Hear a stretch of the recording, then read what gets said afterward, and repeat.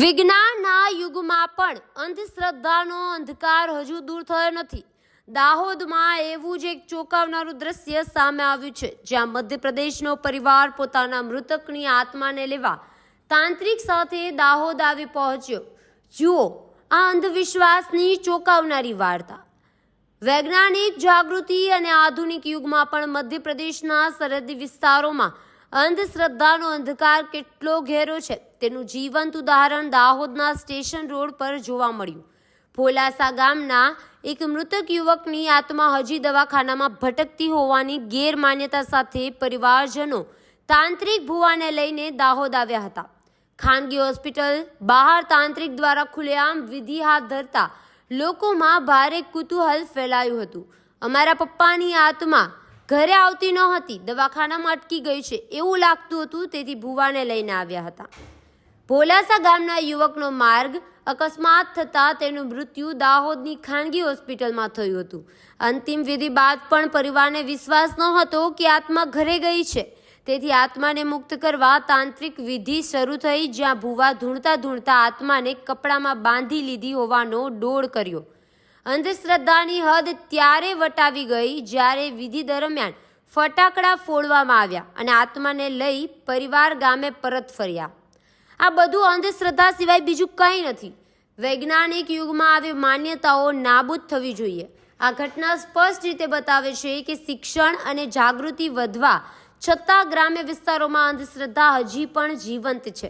પ્રશ્ન એ છે કે વિજ્ઞાનના યુગમાં આત્માને ધૂણતા ભૂવો सामे समाज क्यारे जागसे.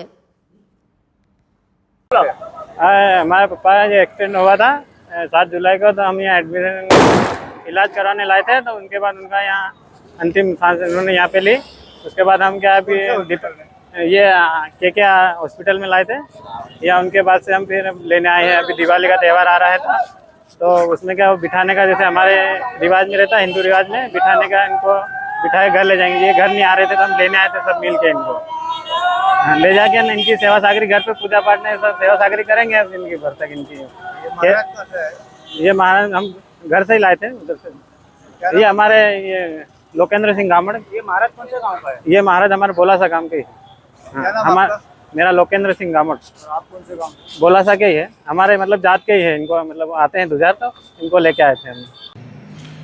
દાહોદ શહેરમાં ગઈકાલે એક વિડીયો મળ્યો હતો કે જેમાં સ્ટેશન રોડ ઉપર આવેલી કે સિસ્કો હોસ્પિટલ છે ત્યાંથી અમુક લોકો છે એ કોઈ ધાર્મિક વિધિ કરીને ધૂણતા હોય એ રીતના નીકળીને જતા હોય પ્રકારનો વિડીયો સામે આવ્યો હતો. જેની પ્રાથમિક તપાસ કરતાં ઘટના એવી જણાવી હતી કે જે લોકો હતા એમના પરિવારજનનું અકસ્માતમાં અવસાન થયું હતું 3 મહિના પહેલાં, અને અવસાનને કારણે એ લોકોની માન્યતા હતી કે એમનો આત્મા ત્યાં ભટકે છે, તો એ લોકો આવી અને ધાર્મિક વિધિ કરીને ત્યાંથી પોતે નીકળ્યા હતા. એટલે એવું માન્યતા સાથે કે એમનો આત્મા અમે લઈને જઈએ છીએ. જે કાયદાકીય જોગવાઈ છે એ મુજબ Gujarat prevention and reduction of human secretaries act 2024 આ મુજબ કોઈ અંધશ્રદ્ધાના હેતુથી કોઈ ધાર્મિક આ પ્રકારની ખોટી વિધિઓ કરીને દામ આપવા, કોઈને નુકસાન પહોંચાડવું, આર્થિક લાભ મેળવવો, સારવાર કરવાના બદલે આ પ્રકારની તાંત્રિક વિધિઓ કરવી, આ તમામ વસ્તુ ગુનાહિત બાબત છે. તો હું આપ મીડિયાના માધ્યમથી લોકોને એક વસ્તુ કહેવા માંગીશ, સંદેશ આપવા માંગીશ કે જ્યારે આપણે 21મી સેન્ચુરીમાં 21મી સદીમાં વિજ્ઞાનના માર્ગે આગળ વધી રહ્યા છીએ, ત્યારે કોઈ પણ પ્રકારની ઘટના હોય એમને વૈજ્ઞાનિક દૃષ્ટિકોણથી અપનાવીએ. બંધારણમાં પણ આ જોગવાઈ છે કે અમે વૈજ્ઞાનિક દૃષ્ટિકોણ અપનાવવાનો પ્રયત્ન કરશું. તો આ વસ્તુ આપણે ખરા અર્થમાં અપનાવીએ અને ક્યારે પણ આપણને કોઈ સારવાર દરમિયાન, કોઈ ઘટનામાં, કોઈ અન્ય બાબતમાં આ પ્રકારનું કંઈ જણાય આવે તો આપણે તંત્રનો સંપર્ક કરીએ, આપણે મેડિકલ સાયન્સની જોગવાઈઓ છે એ મુજબ સારવાર કરાવીએ, કે જે પણ એની ઘટતી કાર્યવાહી છે એ કરવામાં આવે, જેથી કરીને સમાજમાંથી અંધશ્રદ્ધા દૂર થાય. અને અંધશ્રદ્ધાને કારણે ઘણા લોકો યોગ્ય સારવારના અભાવે, યોગ્ય પ્રક્રિયા પાલન નહીં કરવાના અભાવે હેરાન થતા હોય છે, અવસાન પણ થતા હોય છે, દુઃખી પણ થતા હોય છે. તો આ બધી વસ્તુ આપણે બહાર આવી શકીએ. કોઈ આત્મા રહેતો નથી. આદિવાસીઓમાં ખોટી માન્યતા છે. બધી જગ્યાના આદિવાસી 3 રાજ્યોના આદિવાસીઓ એક સરખા જ છે, એક જ બધા રીત રિવાજ છે. થોડી પ્રગતિ અહીં વધારે થઈ, મધ્યપ્રદેશમાં ઓછી થઈ, રાજસ્થાનમાં ઓછી થઈ, પણ અંધશ્રદ્ધાનું પ્રમાણ દાહોદમાં છે, આખા જિલ્લામાં છે, એવું બધું દરેક જગ્યાએ છે. કોઈ આત્મા રહેતો નથી. કોઈ આત્મા ક્યાં છે અને આત્મા ગયો છે કે આવ્યો છે કોઈ જોયો છે? ક્યારે કોઈ જોયો નથી. આ ખોટી માન્યતા છે અને ખોટું અંધશ્રદ્ધા છે. આ બાબતે એજ્યુકેશન આપવું જોઈએ, કાયદો જે છે ને નવો બનાવવો જોઈએ અથવા કાયદાની કલમ ઉમેરવી જોઈએ. આઈપીસીની અંદર કે નવો જે કાયદો બનાવ્યો એની અંદર કલમ ઉમેરીને એનો સખત અમલ થવો જોઈએ.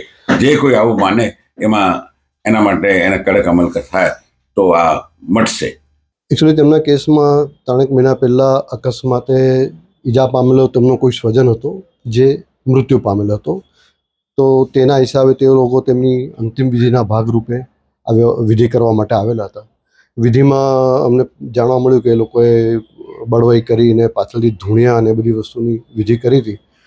હવે આ અત્યારે આટલા બધા વિકસિત સમય જ્યારે આપણે ચંદ્ર પર યાન મોકલી ચૂક્યા છે ત્યારે આ પ્રકારની વિધિથી અંધશ્રદ્ધા ફેલાય છે ને ખાસ તો તેના કારણે ગામડાના અભણ કે અબૂધ લોકો એના કારણે ગેરમાર્ગે દોરાઈને ઘણી બધી જગ્યાએ ખોટી રીતે પૈસા ખર્ચો કરી દેતા હોય છે. અમારા પણ વિષયમાં અમે જાણીએ છીએ ઘણીવાર દર્દી ગામડામાં બળવાના ભરોસે રહી અને છેલ્લે તે લોકો તેમના બીમારી વકરીને પછી આવે ને પછી જેમાં આપણે કંઈ કરી શકતા નથી. એટલે આ પ્રકારની વિધિઓના કારણે અંધશ્રદ્ધામાં ના દોરવાય એવી મારી નમ્ર વિનંતી છે દરેક વ્યક્તિને. જેણે પણ જે વિડીયો જોયો હશે એના માટે મારી નમ્ર વિનંતી કે દોરવાય નહીં. બીજું કે તે દર્દીના સગાવાલા માટે જે મૃતક છે તેના સગાવાલા માટે પણ મારી તેટલી જ લાગણીઓ છે કે જ્યારે એ લોકો કોઈ વિધિ કરે છે તો એમને પોતાના દર્દી જે સ્વજન હતું જે મૃત્યુ પામેલું છે તેના આત્માની શાંતિ માટે તે લોકોએ કર્યું હતું. આપણે બધા પરમાત્મામાં માનીએ છીએ તો આપણે આત્મામાં પણ માનવું જ પડે. દરેક વ્યક્તિની પદ્ધતિ પૂજા પદ્ધતિ અલગ હોય. આપણે લોકો ગરુડ પુરાણ કરાવીએ, મુસ્લિમોમાં ક્રિશ્ચનમાં પણ એ લોકોની વિધિ થતી હોય છે. આપણા મોદી સાહેબ છે એ ચંદ્રયાન પણ મોકલે છે, કેદારનાથ જાય છે, રામેશ્વરમ ધામ પણ જાય છે. તેનો મતલબ કે શ્રદ્ધાનો વિષય છે ત્યાં આગળ પુરાવાની કોઈ જરૂર હોતી નથી. મતલબ કે તે લોકો એમની કરી તેમની ગામડાની વિધિ પ્રમાણે ખત્રીની જે વિધિ થતી હોય છે એ પ્રમાણે એ લોકો એમની વિધિ કરી ત્યાં સુધી બરાબર છે. પણ જે રીતે આ ધૂણવાનું બધું કર્યું તેના કારણે અંધશ્રદ્ધા ફેલાય એ પણ યોગ્ય નથી. એટલે મારું માનવું છે કે આ પ્રકારની વિધિ એ લોકોએ ન કરવી જોઈએ. તેના બદલે યોગ્ય પદ્ધતિ અપનાવીને દર્દીના મૃતકના આત્માના શાંતિ માટે જે પણ કંઈ થઈ શકતું હોય તે કરે તેમાં કશું ખોટું નથી. જે પરિવાર આવ્યું હતું હોસ્પિટલમાં આવ્યું હતું બહાર આવ્યું હતું વિધિ કરી? ના, બહાર વિધિ કરી તે લોકોએ. આપનું નામ છે? ડૉક્ટર કૃષ્ણકુમાર શાહ.